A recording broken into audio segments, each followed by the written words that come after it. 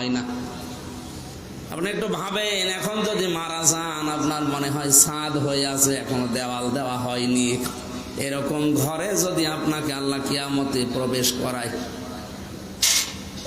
এই জন্য দুনিয়ার জীবনে আমাদের সময় যেন নষ্ট না হয়। তিরমিজি শরীফের হাদিস, নবীজি বলেন, পৃথিবী থেকে জান্নাতে কোনো মানুষ যদি যেতে পারে, ওর মনের ভেতরে কোনো আফসোস থাকবে না। ওয়ালাকুম ফিহা মা তাশতাহি আনফুসুকুম ওয়ালাকুম ফিহা মা তাদউন নুজুলাম মিন গফুরির রহিম।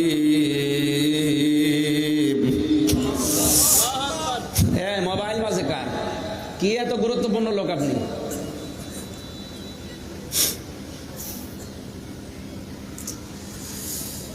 জান্নাতে প্রবেশ করার পরে কোনো আফসোস মানব জীবনে থাকবে না, মানুষের মনের ভেতরে থাকবে না। কারণ মানুষের কল্পনার জীবন যেটা, কল্পনার জগৎ যেটা, তার চাইতেও বেশি জান্নাতে আল্লাহ দান করবেন। এখানে একটা শিক্ষা আছে, এদিকে তাকা। মানুষের কল্পনার জগৎ, এটা কি ছোট না বড়? এটা কি বোঝেন আমার কথা? কল্পনার জগৎ এটা ছোট না বড়? কত বড়? আমি এখন কল্পনা করলাম যে আমি 41 সাল পর্যন্ত ক্ষমতায় আছি, এটা কি অত সহজ?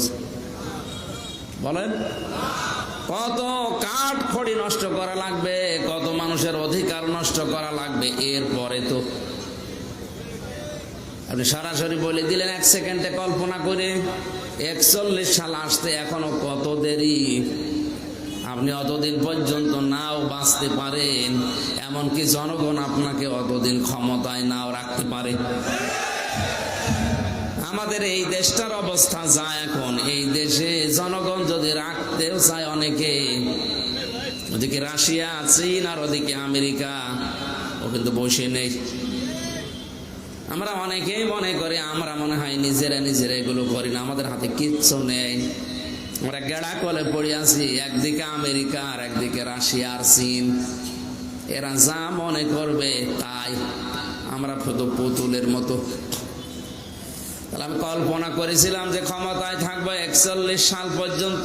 কতদিন লেগেছে? 1 সেকেন্ড। কত? 1 সেকেন্ডের ভেতরে যে কল্পনার জগৎটা, এটা তৈরি হতে কত সময় লাগার কথা, কত কাঠ খড়ি পোড়ানোর কথা বলেন। আল্লাহ বলেন, জান্নাত আমি যা বানিয়েছি মানুষের কল্পনার অতীত, কোনদিন মানুষের কল্পনাও হয়নি যে এরকম হতে পারে। বলেন সুবহানাল্লাহ। কথা বোঝাতে পেরেছি মনে হয়? হ্যাঁ, কল্পনার জগতের চাইতেও বেশি আল্লাহ জান্নাতে দিয়ে দেবে। তো ওই জান্নাতের ভেতরে মানুষের মনের ভেতরে কোনো আফসোস থাকবে না, তবে একটা আফসোস থাকবে। সব সময় মনের ভেতরে একটা আফসোস মানুষের ঘুরপাক খাবে, আল্লাহ দুনিয়ায় যদি এই সময়টা নষ্ট না করে আরেকটু ভালো কাজে কাটাতাম, অন্তত জান্নাতে বিল্ডিং আরো বেশি পেতাম। এই জন্য যে মানুষগুলোর জন্য দোয়া করলাম একবারে, অবশ্যই সম্মান মর্যাদা আছে এলাকায়, জন্য নাম এখানে দিয়েছে না, দিত না। এদের সম্মান আমরা শুধু দুনিয়া না, মরণের পরেও যেন আবহমান কাল টিকে থাকে। বলেন আমিন।